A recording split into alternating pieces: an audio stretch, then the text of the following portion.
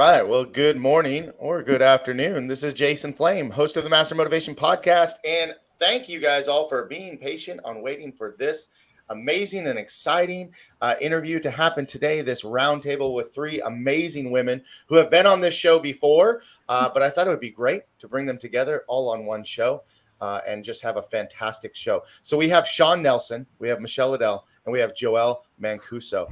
And I'm going to give you guys a minute just to introduce yourself in just a second. But, I just want to remind everybody, yesterday was an amazing day, Memorial Day.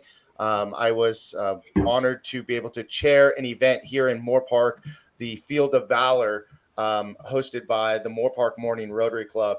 And wow, what an amazing opportunity for us to remember and honor our fallen soldiers. And there was just so many people there that just really enjoyed the day. And I thought it was just a beautiful day.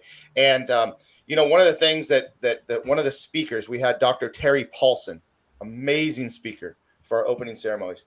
And one thing that he said was, it doesn't matter what if you're Republican or you're Democrat or what party you're from, if you're black, white, it doesn't matter, right? We're here celebrating as Americans. And, whenever we have groups of people on a show, there's some different, different thoughts going on, different beliefs going on. And that's what I think makes it so special is to have people that have different thoughts and different beliefs today. And, I avoid getting political on this show almost always. So today is all about motivation, inspiration, just having a good time with three amazing women. So once again, welcome to the show, and thank you guys all for being here today. Thank you for having us. Thank you. Let's. I'm gonna. So in my camera, I have Shawn at the top on the right, and then I have Joelle next, right under her, and then Michelle is right below me on the left. I don't know if that's the same for everybody, but I'm going to go clockwise. So let's start with Shawn. Can you please just introduce yourself and let us know a little bit more about you? Absolutely. First of all, thank you so much for having all of us on. Your content is always so motivational, and I love how you keep it diverse and you just make sure to touch every part of the community. And I respect that highly. My name is Shawn Nelson. I am a 48-year-old retired registered nurse turned content creator in this weird social media world of midlife. I'm a beauty blogger and a women's empowerment coach. So thanks for having me. Amazing. Thanks for being here. Joelle. Hi, thank you for having us all on today. I think it's so important to have men and women are coming on and offering this kind of online mentorship or inspiration, because sometimes we are in life, those things don't show up. So thank you so much to being dedicated and working so hard to put Master Motivation online. So thank you. My name is Joelle Mancuso. I am a founder of Ageless Warriors, and I am, since we're divulging our age, right? Why hide it, Shawn, right? Just turned 57, mom of 3, and I've been in the fitness world for 35 years, so quite a long time. Helped found the spinning program, which everyone knows as the indoor cycling category that we created. So I've been in health and wellness forever. So right now I have a coaching business to make sure I teach people how not to break their bodies. And if they're broken, we can fix them. I love it. Now, Joelle, you were the first certified spinning instructor. Is that right? Yeah, I was their director of education. That caused me to be that first person. And I wrote all their certification materials and spent most of my 20s just traveling around and opening up countries for the spinning program. Everyone thought we were pretty crazy back then, but hey, it's still around. Crazy, right? Now we got Peloton and Soul Cycle and all those spin-offs. So I'm proud of that history. That's pretty awesome. Michelle. All right. Good morning, everyone. Thank you so much for having this great group. I'm already feeling inspired. I can't wait to hear more about both of these wonderful ladies. We were able to pass by the Field of Valor also yesterday, and it's just so incredibly powerful. So thank you, Jason, and to the Rotary Club. We know how much goes into all of that. My name is Michelle Liddell. My husband and I own a business. It's called American Trophies and Awards. So a major part of our business is really recognizing the achievement of others, and we absolutely love what we do. Before this, I was a fourth grade teacher, and then I guess my age, I'm 35 years old, no children, but we have two cats and nieces and nephews that we love to spoil and then send back home to mom and dad. So that's a little bit about me. All right. Well, thank you. And, Michelle is always taking great care of us and making those awards so special for the Chamber of Commerce, for More Park Karate and Krav Maga, all the sports leagues all over the place. So I think that's amazing. And being a teacher, you have some experience that I think kind of all of us share in that leadership role of helping empower others. And that's kind of the theme of today is, empowering women. And I love the fact that all three of you take the time to build each other up. And in a world where, especially on social media, it's so much easier to do the opposite, which is tear people down and tear people apart and divide people and all the nonsense. But to empower people, I think is just such an amazing gift that each of you have. So my first question will be, who was your mentor or role model or someone that inspired you to be that empowering person? Let's start with Joelle. Oh, that's changed over my lifetime. My first mentors, of course, being my parents, and my dad was a coach in Long Beach of basketball. So he really mentored me with that hard work ethic and sticking to things, and probably most of my athletic career. And then my mom, because she stayed home until I entered school, and she inspired me to be creative and follow my dreams. So those were my foundational pieces. And then it changed. I had the athletic director in high school actually probably saved me from myself in high school. I was in his office a lot, but he was tough. And it was that toughness and those bumpers that I needed. And then as I got older, it turned into people that were a little further away from me, maybe people that I encountered online. I learned from listening to podcasts, seeing what their material was. So it kind of morphed that way. I think the important thing is that I didn't really learn early on, if I can encourage everyone, look for mentors. Like, purposely look for them, because they don't always show up, and you need different ones. Some are inspirational, some are instructional, some hit you upside the head and go stop it. There's just different mentors to look for. I think the message is look for them. Definitely just look for them, and tell your kids to look for them, because kids don't come out of the womb knowing that they're going to need to look for mentors. So instruct them up. I think that's great because some people's ego gets in the way of accepting someone else to step into your life and to give you not many people really love to hear what they're doing wrong or what they could do better. They think, wherever they are, like, I can do it. I'm doing it. I've been in business for 30 years. I don't need anybody to tell me how to do it, but there's always somebody out there.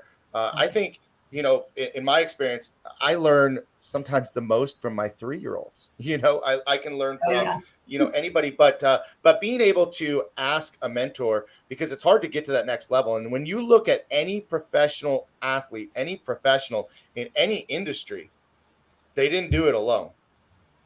That's right. 99% of them are going to have a coach that has helped elevate them to the next level. So I love that. Looking for mentors.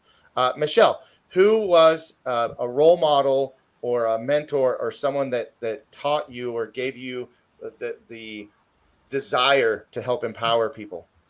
I think that would definitely be my mother. My mom was a teacher growing up. It was what inspired me to want to be a teacher.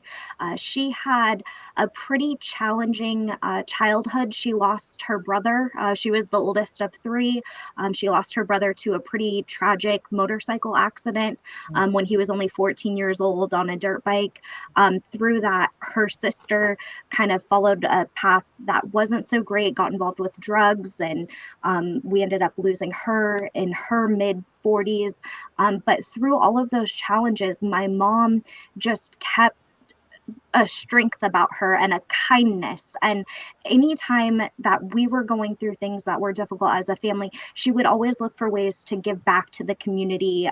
We would decorate our house crazy for Christmas and have Santa come out and do a food drive and a toy drive. And it was just little things like that maybe we weren't in a position to be able to give back as much as others. We would still give whatever we could.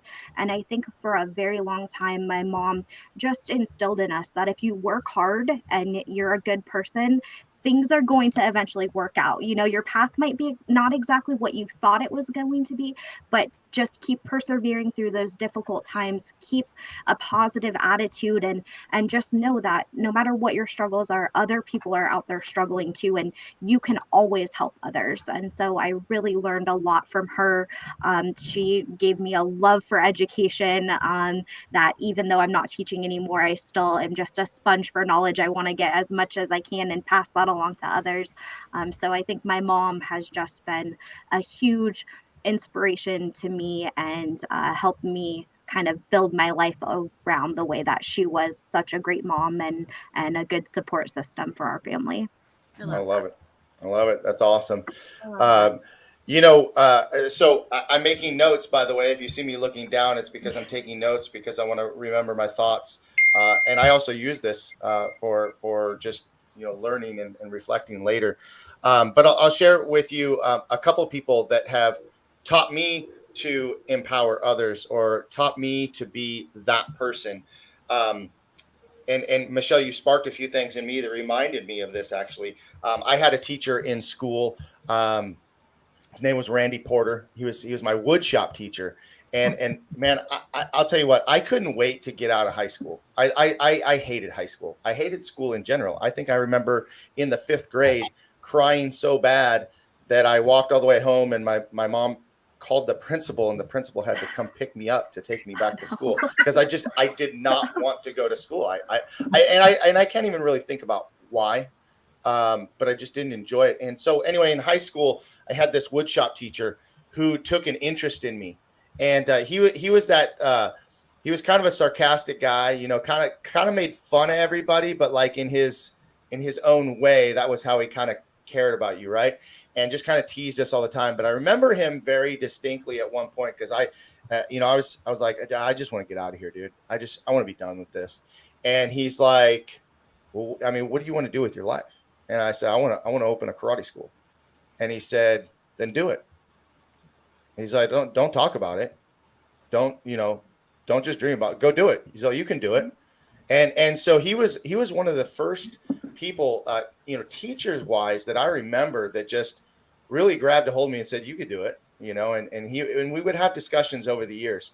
So that was one person that really had a huge impact on my life as far as making me feel like, yes, I can. Right. And go do it, chase your dreams.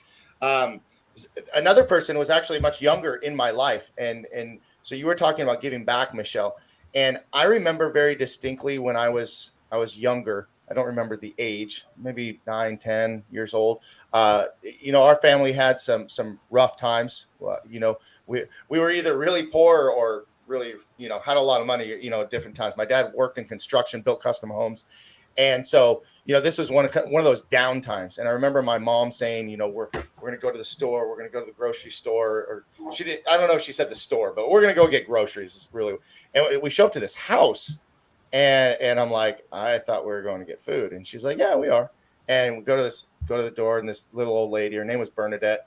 I remember her name. And she would take us into her garage. And my mom would get the block cheese and the powdered milk and, all the stuff. Right.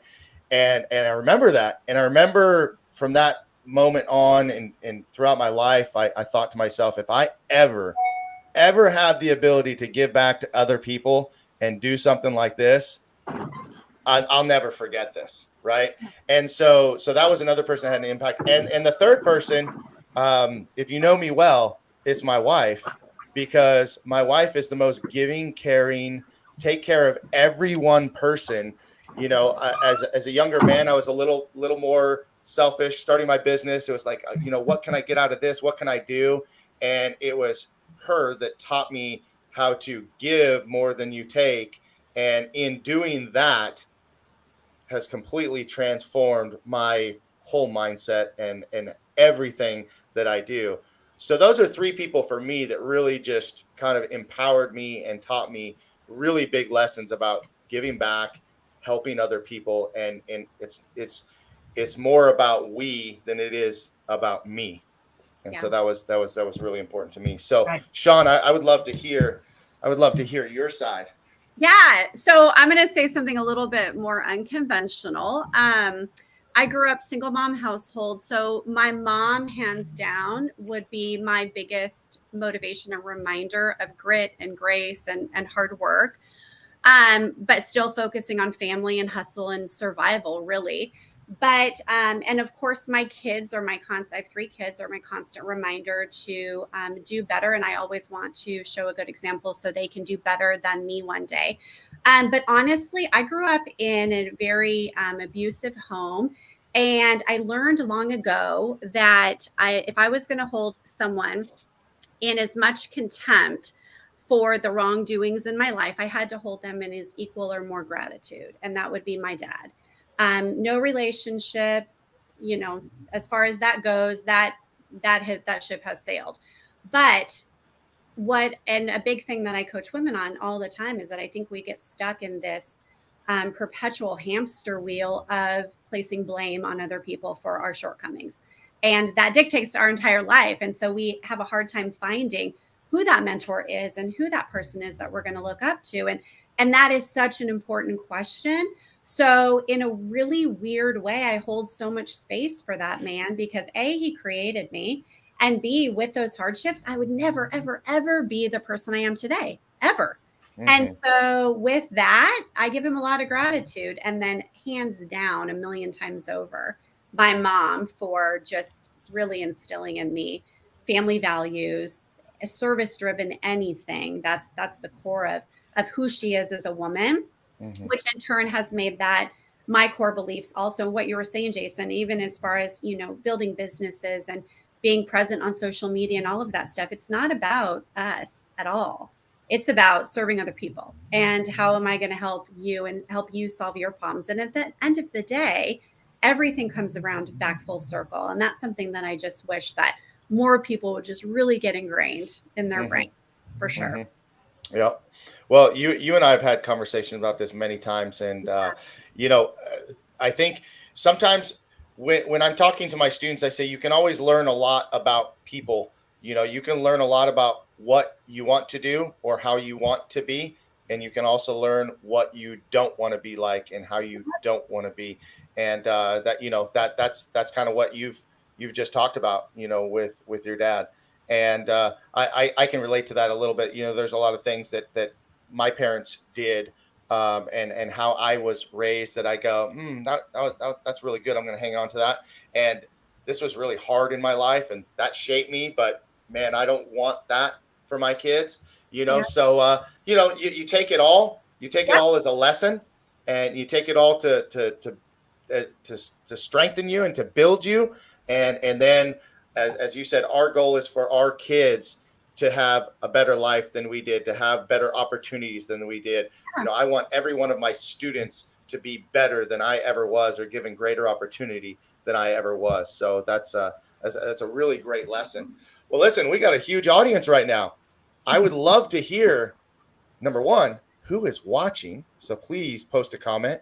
And also, if you have any questions, we would love to take questions from the audience. So I've started with my first question. We've talked about our mentors, our role models, the lessons that we've learned. I would love to have questions from each one of you. And again, also from any one of our guests. So please comment if you're watching and let us know if you have a question. But Shawn, why don't you go ahead and ask a question for the group, and we'll work around the table.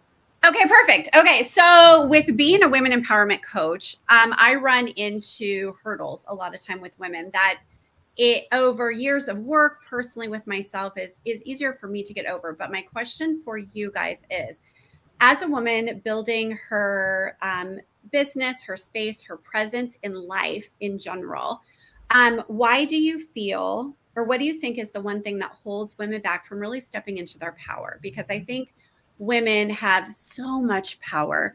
Jason, I adore you, and men have all kinds of power, right? But I think women, this really weird phenomenon happens after we, if we've chosen to have kids, if we've chosen to step into a relationship or get married, we kind of lose that sense of self. We lose that sense of power. We kind of forget who we are. So what is the one thing that you guys feel? Why do you think women do that? Joelle, you want to start? Oh, good question. First of all, great question. I'm scribbling down some ideas. The first thing that comes to mind is believing in yourself, wondering what that little voice is. I'm never going to be able to do this. I'm never going to stick to it. I never. And being very conscious of what that little voice is saying. You would never say those things to your best friend. So why are you saying it to yourself? And being conscious of it first, I think, is the first step. Is what am I saying to myself? And we tend to consistently do it throughout the day, the whole waking day. And that little voice saying, I don't know, I'm not good enough, I don't matter, here we go again, oh, here I've messed up again. All those little voices keep us down. So belief is really huge. And then the second thing, I think we need to manage our expectations. Yes. Right? We tend to be very hard on ourselves. We see the expectation up here, and when we don't meet it, then we're not good enough. So we take it personally, and we have to manage the expectations instead of blocking steps to get where we want to go. And if something doesn't work out, to back up and figure out what's not working and course correct without taking it all on personally and taking it from self. I think that's the hardest thing for women to do. I love that. The expectation thing, that's huge. Yeah, I do it myself. I expect one thing, and if it doesn't work out, then I think it's something's wrong that I can't overcome. And I think, and also I'll say lastly, because I want to hear from everybody, but having people around you, having a coach like you, and also being around groups of people where you can be vulnerable about what's going on in your business, what's your weakness, what's going on with your family, work-life balance. Yeah, I believe personally that you are like the 5 people you surround yourself with wholeheartedly to my core. So yes, yep. For sure. What about you, Michelle? I agree 100% with what Joelle just said. As I was trying to brainstorm quickly and think about what really holds me back, it's those expectations that I have of myself also, and trying to be everything to everyone, and then I'm kind of left at the end and there's nothing left to give. Unfortunately, my husband, who you've seen wander back and forth a couple times behind me, he'll get lumped in with that too. I take care of everyone else, make sure all the business things are handled, and then we realize at the end of the day, oh, we haven't really taken that time to really focus on our relationship or ourselves. I think the other thing that I personally really struggle with is recognizing my wins. And I'm trying so hard to just keep getting better, improving my life, that sometimes I focus on, okay, these are the things I need to change. And I don't take the time to really realize, oh, here are all the things that are actually going well, and celebrating those personal wins. And sometimes it's, I didn't cry today, and other times there's much larger wins, but just taking those moments at the end of the day just to think about, okay, what are 3 things that went really well, and kind of keep that positive mindset, because it's so easy for us to recognize our shortcomings or the things we want to change, or the things that we don't feel like we're doing as well, that it's okay to celebrate those victories throughout the day. And then, of course, really celebrating the big ones. It's important to have big goals that you're working towards, but some days those victories are going to be small, and that's okay. There's still something good that you can find in every single day. Right. Well, I would love to weigh in on this, although I'm not a woman. Yes, And I will say that everything. Wait a second, Jason. What's your shirt say? All I can see is. I love it. I'm seeing leather, and I'm like, I got no more. Sorry. Yeah, I should just leave the top one. So here's the deal. Everything that all of you are saying, I can say that as a man, I feel many of the very same things. Because here's the thing. I think that society plays a huge role in how we feel, male or female. I think that the expectations, we look at social media, right? We look at social media and everybody's doing this or everybody's doing that. And, everybody posts their wins on Facebook. Not many people post their failures on there. Not very many people are very transparent. But I will say that I feel a lot of the same things that all of you are feeling as far as the expectations. Man, like I'm a personality, OCD. Like if one thing goes wrong in my day, here's an example. I've been teaching martial arts for a long time. And I think I'm pretty good at it. And I think that we have a great school. But I got some feedback from a parent recently, and it was not the feedback that I love to hear, right? It was just one of those things. And I got so focused on that negative feedback. But what was followed by that negative feedback, because I immediately responded to our student base and said, hey, guys, I just want everybody to know that, number one, I'm listening. Number two, I care. And number three, I want to find a solution for this problem. And so immediately I was flooded with like 10, 12, 15 people with all these, you're doing a great job, positive comments. Your instructors are amazing. We love this, but I was so focused on that one negative comment that it was literally, it was crippling me. It was changing my day. It was driving me nuts because I couldn't get past it. And then all this positive feedback. So, it comes back to what a couple of you said about who we surround ourselves with. Do we have people in our boat that are we all rowing in the same way, right? Do we have people that are there to support us and lift us up? Because sometimes we get stuck in a boat with people and we think that we have to stay there and keep those people there. And sometimes like those people got to go. Yes. Like if those people are dragging you down, they got to go. If they're not on my team, love you, but I got to move on. I call them fountains or drains. Who do you want to be around, a fountain or a drain? Right. I choose fountains all day. So, I have a question for you, Shawn, though, just when you asked that question, the first thing that popped in my head, though, I was like, well, why is this a woman question? Probably because there's 3 women on the thing. But like, I mean, do you agree that your husband faces some of these very same things? I believe that my husband does face some of the same things, but I do feel like there is this societal pressure on women to look away, to be away, to show up in a way, to depending on where you live and economic, all of the stuff. Do you have to work outside the home? And if you work outside the home, are you also? What I have found over my 10 years of coaching women is there are not a lot of men or partners or spouses like you and like my husband that are supportive of external stuff besides what's going on behind the 4 walls of home. Mm-hmm. And I'm a big advocate of, let your light, like you got to let that light freaking shine so bright. And if you want to work outside the home, go for it. If you don't, that's cool too. But everything that comes along with that, to look a certain way, act a certain way, be there for the kids, bear the kids, do the household stuff, work outside. It's like, holy bejeez. Mm-hmm. Like it's a lot. And I think a lot of women tend to lose themselves in that. And then as men age, men tend to be put more on this like silver fox pedestal. Well, when a woman ages, it kind of, and Joelle could probably put way into this, as a woman ages, the perception of it, the stereotype behind it usually is not as kind.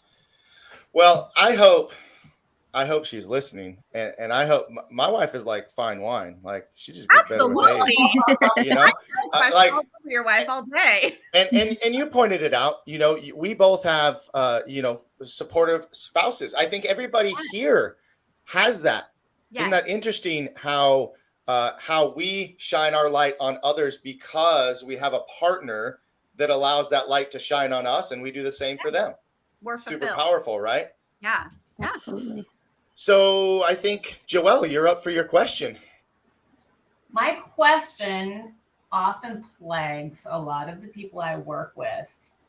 It's not complicated. It's very simple to be able to work with nature and finding your fitness and your health and your longevity. It's quite simple. And there's a tier to the importance of it.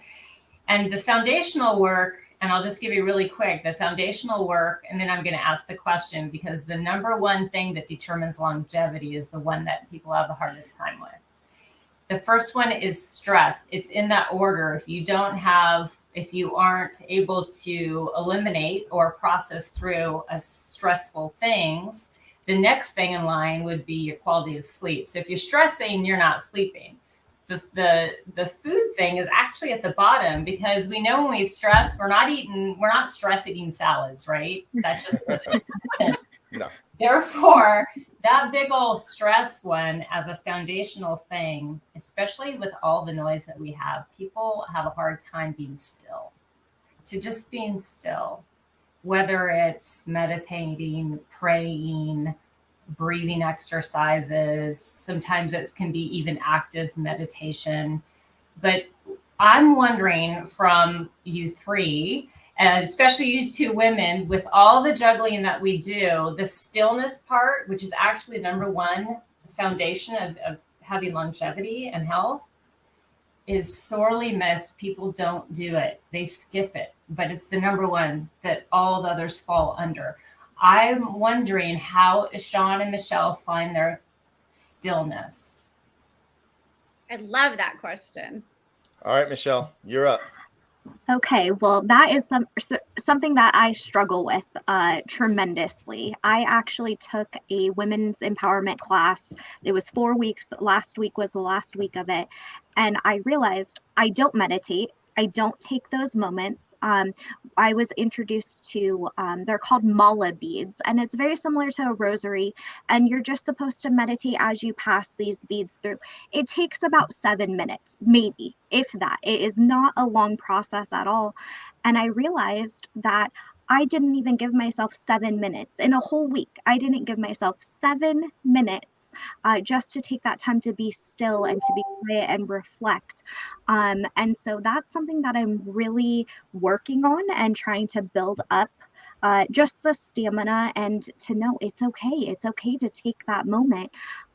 One thing that I love to do is my husband and I will do a drive to the beach, and we drive through the canyons. And if we don't have time, we'll just do the drive and have the windows down and take in that air. But my favorite times are when we get to park and we get to get our feet in the sand and feel that sand on our toes. And I know some people are into grounding or earthing. I think there's something so powerful when you allow your body to be able to feel the earth and to have that connection. It's really restorative. So those are really my favorite things. My favorite vacation that we do is we go camping. We try and do that about once a year, and there's no cell phone reception. So even if things are all going wrong, we don't know, so those, for me, I really need to be forced to check out because it's tough. It's tough when you live so close to Los Angeles and running a business or coaching or all of those things. It's really hard to turn it off. But it's so important. And I realize when I take those moments and give myself the clarity, how much better I feel and how much easier it is to go about my tasks because my mind's not so clouded anymore. It's a lot easier to focus and get done what needs to be done. I love that. Awesome. Right. I love that question. That's the best question. For me, I crave stillness. I think went in survival mode through nursing school and never really gave myself permission to do that. And that turned into, 3 babies and all of the things. And it wasn't until the last probably 6 years that I actually had to allow myself permission to be still. The ways that I like to do it, I am a big meditator. I meditate every single day. I think a lot of people think meditation has to be some like crazy woo woo, you're going internally for an hour. It doesn't, like pop a free meditation that's guided on YouTube and you're set. That's okay. It's a good place to start. The other thing that I do that brings back my internal stillness is I tap into dance. For me personally, I felt that going back to something that I was passionate about as a child, bringing that back into my world now of self-expression. I'm very artistic. So anything that has to do with art or movement, I love that. And even though on the outside that doesn't look very still, it looks kind of chaotic and loud and all of the things, it brings an internal stillness to me to be able to stress relief, really, per se. But I love that question. Awesome. Jason. So for me, if you know me well, being still is not my thing. I have a very hard time sitting still because I'm going. But I have to force myself, and it's become a practice. My morning routine, my evening routine has really been for quite a while, where literally when I open my eyes, I need to list to myself 3 to 5 things that I'm grateful for, 3 to 5 things that I am excited for the day, and really just kind of sit in that for a minute. I'm not really an early riser. I'm not a 5 o'clock, 6 o'clock. Like sometimes I'm at 8 or 9 o'clock, but like literally just pop up and like my first few minutes in bed are like, look to my left, grateful for my wife, know that my kids are either sleeping safely or off to work or off to school. And the fact that we're in our own home that's safe and secure. I look around every day these days. We just moved into a new home this year, and it was 10 years that we were renting, and we were finally able to get back and buy a home. Let me tell you the stress that put on my life of having that over my head for so long. And ever since we moved into this house, I feel like I look around. Sometimes I just look at our trees. We just planted 2 fruit trees. We got an apricot tree and a lemon tree. I water the trees in the morning. That's like kind of a still time for me because I get to just like enjoy it. I know it sounds kind of corny and silly, right? But like just super grateful, right? And at the end of the night, I try to remind myself of all of the good that I've done in that day. What have I accomplished today? Who have I helped today? Whose life did I impact? To remind myself not to allow that negative feedback to break me down and kill me. But, it's usually that morning and evening times that I really focus on that. And for me, my meditation is in the gym. I put my headphones on and like, don't talk to me. Don't look at me. I don't want to be around anybody. I just want to lift my weights and I'm in the zone. And that's where I feel the most still, even though I'm working out, right there in the moment of that workout for me. So that's those are my thoughts there. Yeah. Well, I can give you some inspiration that actually meditation, which gets us out of our beta brain. Beta brain is that squirrel brain where it's constantly every 30 seconds you're bouncing around, and especially as women multitask really well because our brains, our 2 hemispheres speak to each other so rapidly. Guys tend to work one side and don't cross over as much as we do. It's just a biological thing. We get monkey brain a lot. And I know, Jason, you said that you're always wanting to be active, but you could actually do moving meditation, but there has to be an element to it. And this is really interesting. It has to have an element of life and death. And what I mean about this, in order to get out of beta into alpha waves for your brain, you have to be so concentrated that there's a high risk to it. For instance, if you're a mountain biker and you're going down a mountain on single track, you have to concentrate on single track or something bad's going to happen. That actually puts you in alpha brain. And I think maybe with your martial arts that you probably tap into that as well, because you have to be so hyper focused that you don't have the squirrel brain. So we can also do it through moving meditation. Tai Chi is a good example of that. Yeah. You ever tried Tai Chi? Holy moly, that's difficult. It is difficult. You have to really concentrate with Yeah. every single move. Right. And that puts you in that alpha brain, even though you're moving. Well, I think when someone's punch is coming at my face, I'm ultra focused on not getting hit. So maybe that taps into that a little bit. All right. Thanks, Well, guys. Michelle, you're up for your question. Okay, so for myself personally, through the 2020 year, that was extremely challenging. You know, our business is awards and recognition and sports and schools, and none of these things were happening. And for a long time, it was really hard for me to understand, this isn't my fault. You know, I didn't do anything wrong. What's going on? And then I was able to take that setback, and my husband and I took the time and we built a brand new website, an e-commerce website. And had that shutdown not occurred, we never would have been able to make those changes that were instrumental in our business growing. And now we see the fruits of all of that labor. So what I was curious about from all three of you is a time that there was a setback, whether it was something you could control or not, and how you were able to move past that, how you were able to turn that setback into something positive. I'll start. I don't share this often, but back in 2008, 2009, we had a second school. We ended up having to close that school. We had $1 million home, and we lost that home. Had to give back cars. Went through a bankruptcy. Super sucked. It was like the worst failure of my entire life. Is how I thought of it. And but what I learned from it is that I was so hyper focused on quote unquote success that it was like, let's just keep charging the hill.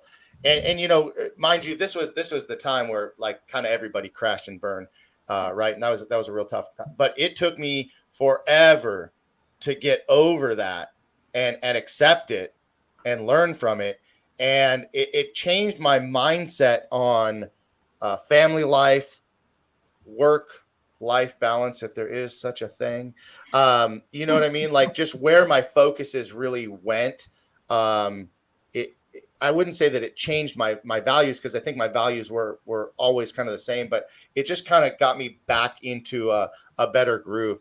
That was a really hard time in my life, because it was one of the things that, when I was growing up, I was like, what the hell's going on? And that's what my parents were going through. It's like, I never want this to happen to me.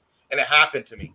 And I'm like, damn it, but I think it made me stronger. I think it made me smarter. I think it made me, kind of accept things, differently, better, I think. So yeah, that was probably the biggest struggle that I've had in my adult life, that affected me so much. But yeah, it changed me a lot. I love that. We have a lot of similarities, Jason. A ton. Yeah. Mm-hmm. A ton. That same thing happened to us in 2008, and our house that we just bought. It's been the house after the long rental thing. It gives you grit, man. It does. It does. Yeah. Well, Shawn, go ahead. Why don't you throw yours in there? Setback, besides that 2008 setback, 2020 for me personally in my business was amazing. 2022 and 2023, actually 2022 was a downward spiral.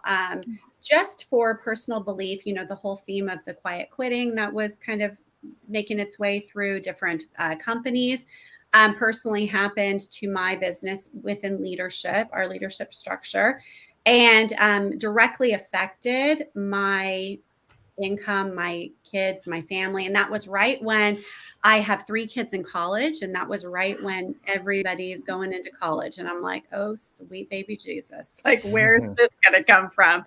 But what I found also very similar to Jason, that I was hyper focused on leading the leaders and really forgetting that I was in charge of my own outcome. I was in charge of my own business and really stepping into my own light again, personally, as a businesswoman for my own personal business and taking responsibility for that, that I could make this happen. I didn't need to depend on 100% other people, although I absolutely cherish my relationships and my friendships that I do have with fellow leaders that I do work side by side with within my own organization.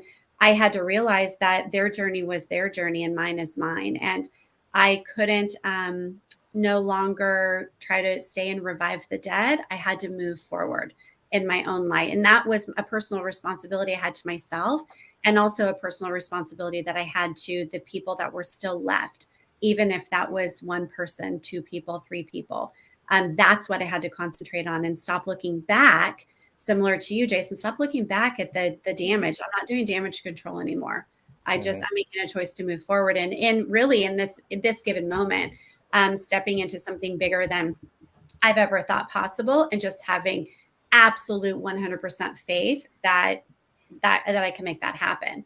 And I would have never had the tenacity to even do anything different or step into anything different if it wasn't for that downturn. It really wouldn't. It just would have been, we get in a comfort zone very easily, and I would have been stuck in that. Well, the setback sets up the comeback. Absolutely. And so it's always, sometimes that you got to pull an arrow backwards for it to spring forward. And and that's exactly what we've learned, right? 100%. Absolutely. All right, Ms. Joelle. Great question. I have so many. Life's just full of adversity, and we need to take adversity and turn it into an You've heard that before. I think life is tough. How tough it is depends on your perception and how you decide to look at it, because life doesn't get easier. And then, like, you're not in a boat and life's the ocean. I think you happen to your life. That is my view. Life is always going to be hard. You can decide to grow from it or retract from it, but adversity is always going to be there. And Jason, my husband and I had a gym down in Los Angeles for 15 years, very successful. And we loved it. It was a baby. It was something that we built together. We had 54 personal trainers, we had 1,000 members, and we were in our wheelhouse of the business we really wanted to build. And then 2008 happened, and we had corporate accounts of hundreds of members that would drop off overnight. And if you've ever done business in LA, the rent being $30,000 a month, whether or not you make money on the first of the month, it became a reality that we had to let that business go. And it was really difficult to go through that, and having to change up our living arrangements. The kids, we were in a very large type of property on 20 acres, and my kids just grew up that way. And what I learned from that, one, that we could build business again, that's no big deal. But the kids learned a lot by watching us go through it. And we decided to embrace what it was going to be. It got them to understand that life is fluid in that way, and we have to insert ourselves into it. And my kids came out a lot stronger, because the things that they never thought about before, where the clothes were going to come from. And my girls were like 15, teenager. Yeah, mom and dad can't get you clothes right now, so you're going to have to figure that one out. And so it turned into, I guess we need to get some work, create work, and go to Goodwill and pick up some good things at Goodwill. And it served them so well that I think if we would have stayed in that same place where we were when the gym was thriving, everything was just spinning so well, I don't think my kids would have been as hardy as they are now. And those were the things I was embracing, is the things that they were going to learn by watching us go through that as parents and weathering it and not tanking, but just changing what we were doing and working, turning that adversity into an opportunity. So as a mother, it was such a learning part of the kids, as opposed to thinking, oh, my kids, what's going to happen to them? They're going to be so disappointed. I actually saw them grow. And you can't grow without the adversity. It's that whole story of the butterfly getting out of the cocoon, right? That it has to struggle in order to get its wings. We've all heard that story. You have to struggle. But the point is that butterfly knows that at the other end, they're going to fly. And so you have to keep that perspective. I love it. Well, listen, guys, thank you all for sharing such, number one, great questions, but great information, just great experience. And, to sit on a call with the three of you and hear the stories. I mean, for me, it's been, it's been empowering, just because it's like, you're not alone. Other people have gone through this. I have supportive friends that help others. Like, it's just a really good feeling. So I appreciate you guys so much. And I want to give the audience one more opportunity. If there's anybody out there watching, you have any questions that you want to hear from these three amazing women, would love to have your comments or questions come through. But I'll go ahead and let everybody kind of maybe just finish with some closing thoughts, anything that you'd like to share with the audience before we go. But do we have a question? Nope, just a comment. But what a tremendous conversation. You're all sharing great stories and life experience. Thank you, Sue. Thank you, Sue and Gabby and Roseanne and Carolyn. Got a bunch of people watching. I would love to hear questions if you have questions. But if not, let's get some closing thoughts. Yeah, bring on the questions. We'll be here another hour. No, Shawn, closing thoughts, Shawn. Closing thoughts. My closing thoughts are, just keep in mind that you're responsible for your own life. You're responsible for your own choices. Wake up every day and show so much gratitude for the crap that's happened to you in the past, because if you allow that and you allow the vulnerability and you always show up with authenticity, everything comes out in the wash. Every single thing. Big words for me: transparency and authenticity. Yeah, something lacking on social media in general. So I always appreciate that about you, is that you don't give a fuck sometimes. No. All the time, really. I'm just gonna say it, like, it's so awesome. All day, every day. Love it. All right, Joelle, closing thoughts. I'm looking at Sue's comment. Yeah, I think we've all had a tough last few years for sure. Everything's just been so different. So good luck to you, and keep moving. And suggestions. I'm going to be very practical on this one, because in the morning, we all have our habits. Just think about the first 3 things you do in the morning. And if it's just, you turn over and you reach for your phone, that's probably one that you want to get rid of. I have a special sleep ring that monitors everything that I do when I sleep. So I do open my app to look at about my sleep, but I sometimes get trapped into looking at the phone, and therefore I need to get rid of that. But think about your habits in the morning. I'm saying that because the best way, if you have something that you're thinking about that you want to do better, or you want to insert into your life, whether it be I need to get up and actually get dressed and move, or I need to get up and I need to drink that first 16 ounces of water, because you need to do that before you drink your coffee, or it screws with your hormones. Whatever that is, for me, it was I needed to move before I started my day, because it absolutely changes how my body functions, how my brain functions if I move. I'm talking physically. I got a little trampoline, and I put it in the kitchen so I'd have to trip over it before I got to my coffee machine. And this is why it works, because if I connect to something I do every day, drinking my coffee, and demand that I do it before I drink my coffee, then I'm going to do it even if I only do it for 4 minutes. I do it for 4 minutes, and I do my trampoline, I jump, I feel amazing, and then I get to have my coffee. And I'm sharing this with you because creating habits, easiest in the morning, and connect it to something you're already doing every single day. And even if at nighttime, if it's brushing your teeth, I'm assuming you brush your teeth every day.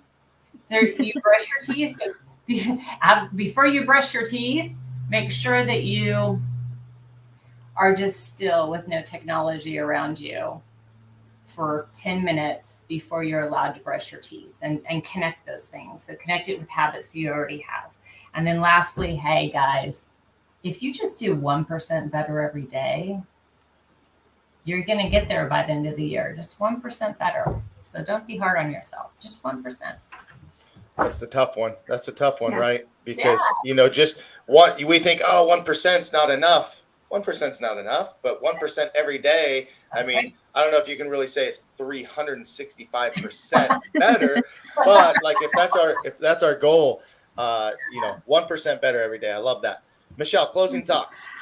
I would say just remember those wins, and try and celebrate those little things that really make your day, allow you to get to the next day. I think it's very important to take a look at the things that are going well, of course, reflect and change the things that you do want to improve on, those 1%, but also give yourself grace, give yourself credit for all of the things that you're already doing well, because everyone out there is struggling with something, but you also have something that you can be celebrating. So make sure you're giving yourself that grace and that celebration of those wins, even if they seem small. They're important, and they do add up. I love it. I actually, I don't journal as in writing journal, but I journal on my phone a lot. And this sounds whatever it is, right? But I have a victory list that I write down. I try to write down at least 1 to 2 things every day that are a win for me. Sometimes it's just having, lunch with my wife. Sometimes it's a team meeting. Sometimes it's, helping, run a Rotary event, whatever it is. I try to write that down every day. That helps me with that in the morning. So I think that's a great reminder as well. Jackie was on and just hi. I saw that. Hi, Jackie. And she says, hi to Ross. Hi, Ross. Hi, Ross. So I'm like, he made his guest appearance. Like 4 times. So awesome.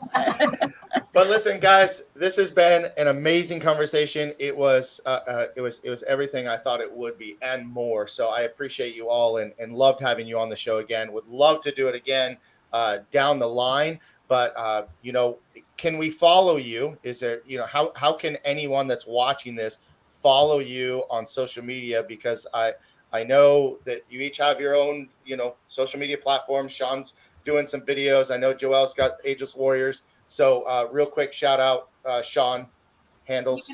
You can follow me on all social media platforms at Shawn Michelle Nelson. Go check her out, guys. Joelle? That's sweet. Ageless Warriors on Facebook. If you jump on there, and it's a great group to go into, but agelesswarriors.net is where you can find what we're all about.